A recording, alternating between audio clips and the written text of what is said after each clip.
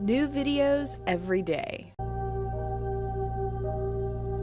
Life, wisdom. What is your favorite healthy food? Is there a food that you think is healthy, but maybe you're not sure? Leave me a comment letting me know your favorite healthy food. In a previous video, I explained why nutrition information can be so confusing and so overwhelming, and I basically ruled out all the junky McJunk foods that we know we're supposed to avoid. So fried foods, refined sugar, processed foods, or anything with a really long ingredient list. And some of you are probably asking, well, gee whiz, Karina, what the heck is left for me to eat? And in this video, I'm going to tell you. Now, of course, there's still plenty of controversy about the foods I'm about to discuss, but I've done my best to really simplify it down. Just remember that every person's body is different, and there is no one perfect optimal diet that's going to be perfect for every person. So hopefully you can use this information to figure out the perfect diet for you. I want to make one quick disclaimer before we get started. As I mentioned previously, every person's body is different, and some people literally have allergies to certain foods. So you could have an allergy to any of the foods I'm about to mention, and obviously you wouldn't want to eat that food. Now, if you don't know if you have food allergies, there's a couple of ways to find out. If you just aren't feeling super healthy, or you feel like you're eating healthy but you still don't feel well, then food allergies could be a culprit. And the easiest way to determine if you have a food allergy is to eliminate the suspected food from your diet for 2 to 3 weeks, and then see how you feel when you start reintegrating that food. So some common food allergens are gluten, wheat, dairy, soy, and peanuts. But as I mentioned, you could have an allergy to any food, and you want to look into that as you're figuring out what the optimal diet for you is going to be. Fruits are loaded with vitamins, phytonutrients, and antioxidants, and they're delicious too. Since you're going to be avoiding refined sugar, fruits are going to be the best way to satisfy your sweet tooth. So let fruits be your dessert. Now, of course, fruits do contain sugar, but they also contain fiber and a whole lot of different nutrients too. And it's important to note that the fiber contained in the piece of fruit actually helps that fruit to not spike your blood sugar so much. So when you're eating a piece of fruit, it's not going to spike your blood sugar as quickly as having a soda or having a spoonful of sugar, because you've got that fiber in the fruit helping in that process. Now, of course, if you're trying to lose weight, then you probably want to go easy on the fruit. And certainly if you're eating a lot of fruit, you're going to want to be really physically active so you can burn all of those carbohydrates off. But again, fruits are a great way to enjoy and indulge your sweet tooth, and I encourage you to try all of the different fruits that are out there. Vegetables really should be the bulk of your diet. And whether you eat meat or not, every single person on the planet, myself included, would benefit from eating more vegetables. The bottom line is that our bodies, our internal organs, need a certain amount of nutrients just in order to function properly. And vegetables are one of the best ways to make sure that you're getting those nutrients. They're loaded with fiber, they're loaded with vitamins, and again, if you are not eating enough vegetables, you're never really gonna feel satisfied and full. And this is because your body just isn't getting the nutrition that it needs. So if you have been eating a diet of processed foods and you're somebody who feels like you're always hungry and feels like you're never satisfied, then the lack of vegetables, nutrients, and fiber in your diet is probably the reason for that. And when we're eating nutrient-rich foods like vegetables, we don't have to worry so much about counting calories, because suddenly you're going to get so much nutrition and fiber with these foods that you're going to fill up and feel full and satisfied before you'll be able to eat too many calories of those foods. And again, this is a topic that I've discussed in several videos, the empty calories versus nutrient-rich calories. And I think that really is the secret to not being on a diet and to not gaining the weight back, is recognizing that if we just take the empty calories out of our diet, we don't even have to worry about counting calories at all. So, vegetables. There's sweet potatoes, beets, spinach, Swiss chard, kale. There are a whole rainbow full of vegetables for you to try. As I've explained in previous videos, the white refined flour that's used in white bread, pasta, and tortillas is completely stripped of all of its fiber, its nutrients, and this refined white flour is full of empty calories. This means those calories turn straight into fat without giving your body any nutrition. It also means that this white bread and white flour products are going to significantly spike your blood sugar. Basically, it's like having pure refined sugar every time you have these white flour products. So I recommend that you significantly decrease, if not completely eliminate, those processed white flour products from your diet. Now, whole grains, on the other hand, can still be part of a healthy diet, but the trick is to look for minimally processed grains. So brown rice is a good example, millet, barley, wild rice. There are several different whole grains out there. And when you consume these minimally processed grains, they can be a really good source of fiber, minerals, nutrients, B vitamins, lots of things that we need not only to help us feel full, but to provide good balanced nutrition.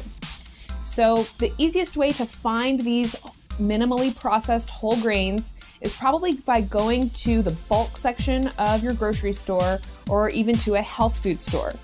For the most part, these foods are ridiculously easy to prepare, just basically water and the grain.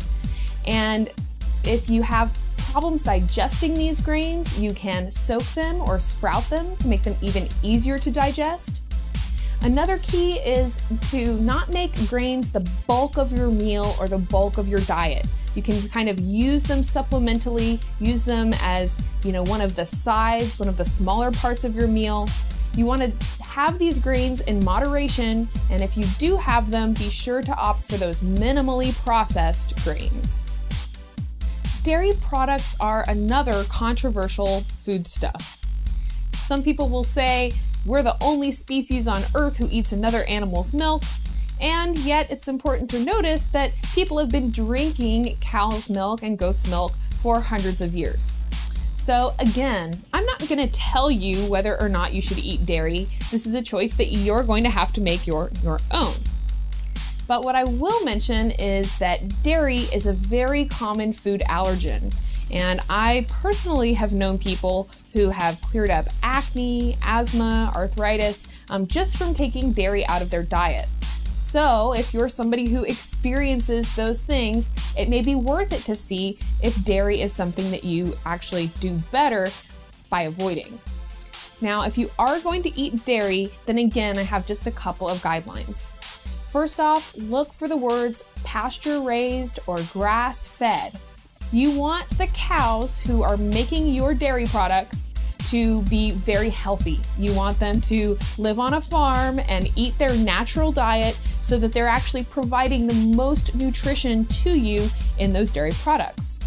You also want to opt for the full fat version of whatever dairy products you're eating. So skim milk got on that fat-free craze that everybody was experiencing and trying to get all the fat out of their diet. Well, actually, the fat is what helps your body digest the dairy. So if you're eating fat-free dairy products, this could be why you're having a hard time digesting dairy. So my tips, if you are going to eat dairy, are to look for the words grass-fed and to always opt for the full fat version. Legumes. This is your beans and any plant with seeds. So actually peanuts are also a legume, even though they contain the word nut. Legumes are a great source of protein. They're a great source of B vitamins and minerals and can really be a wonderful part of a healthy diet. There are tons of different legumes out there. Pinto beans, kidney beans, chickpeas, lentils, you name it. And you can significantly improve the digestibility of legumes with soaking. So beans have gotten kind of a bad rap for causing digestive discomfort, and you can completely eliminate that digestive discomfort by preparing them correctly. In a future video, I'm going to go over the process of soaking and sprouting beans, and it's the same process that can be used to make grains more easy to digest. And also adding a little bit of seaweed to the beans can also help make them easier to digest. So legumes, something you should be incorporating into your diet if you haven't already, and be sure to look out for that future video on preparing legumes as well. Nuts and seeds are loaded with fiber, protein, minerals, and healthy fats, which are integral to helping us form healthy brains. Nuts and seeds make a great addition to salads and salad dressings. They make a wonderful snack and a great addition to breakfast cereals. I also want to mention quinoa, which is often considered more of a seed than a grain. Although it makes a great substitute for rice, and it's prepared in pretty much the exact same way. And it is also something that can be tolerated, often be tolerated by people with gluten intolerance. So quinoa can be a great substitute for grains and rice, as I mentioned. And quinoa is a complete protein, which means it contains all of the essential amino acids. And if this is something you haven't heard of or aren't familiar with, I would highly recommend that you introduce yourself to quinoa. This is something that I eat on a very regular basis and is a really great part of a healthy diet. To meat or not to meat? That is probably one of the most controversial questions out there in terms of health, in terms of diet. And we have to recognize that at this point, research has indicated that eating huge amounts of red meat and eating processed meats like hot dogs, sausages, processed deli meats, any meat product with an ingredient list has definitely been linked to clogged arteries and heart disease. And of course, there are some people who will tell you not to eat meat at all, and still others who will tell you to avoid all of the animal products, including eggs and butter. Now, I'm not going to tell you whether you should eat meat or not eat meat. You have to make that decision for yourself. And I recommend that you make that decision based on how you feel when you eat meat. Now, if you are going to eat meat, then I encourage you to do so in moderation and to be selective. So I have heard the rule of thumb that you shouldn't eat more than a palm-sized portion of meat at any given meal. So eating a huge steak that's, twice the size of your head is probably too much meat to consume at one meal. And you also want to look for the words grass-fed or pasture-raised and preferably organic. This is going to help you avoid factory farmed meat. And again, this is a topic that I've discussed on this channel before.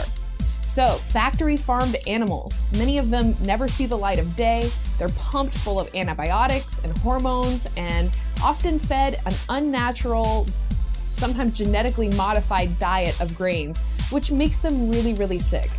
So we want to avoid conventional meat, which most of which is factory farmed.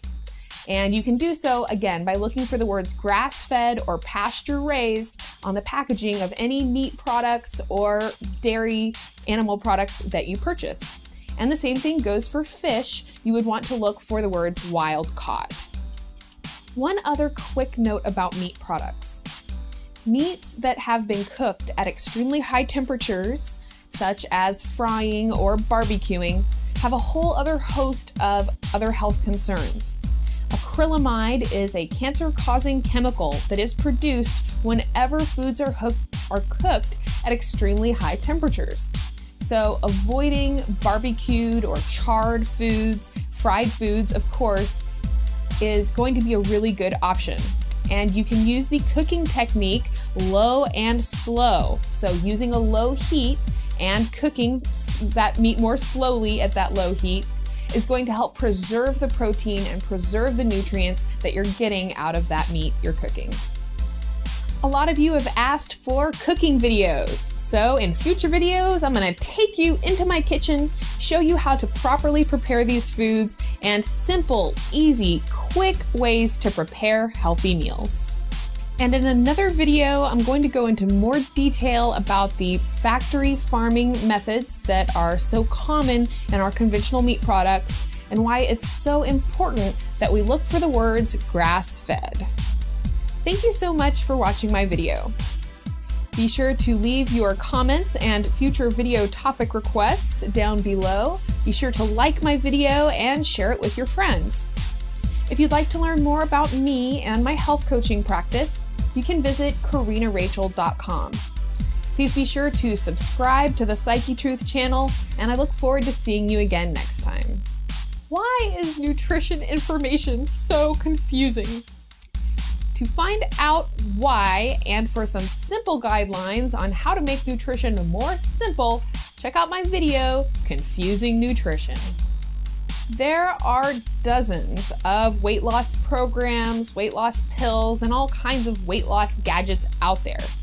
But is the weight loss industry telling us the truth? Check out our video, Weight Loss Industry Lies. Going on a diet and off a diet is a sure way to gain all of that weight back. For a ridiculously simple diet, check out the easiest diet ever. I have over 100 different videos discussing nutrition, weight loss, and health.